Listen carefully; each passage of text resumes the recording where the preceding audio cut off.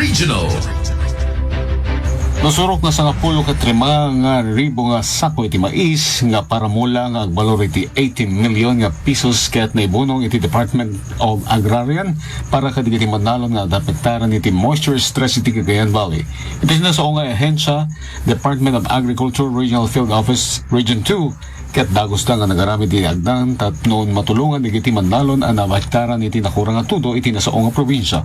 Sigon iti FO2 nang iparwarda iti kadagiti iti mais tapno masuportaran iti dagos nga panagmula manen ita bulan iti Abril dagiti manalon. Pinadakkel iti hensya iti panagpatarus iti bin-i ket saan nga nagapu iti pondo iti Corn Production Enhancement Program no di ket nagapu iti nakaurnos iti seed reserve para iti kadigitoy nga sitwasyon. Damag Regional para iti IFM News Idol Shanti Kapi Tatak IFM.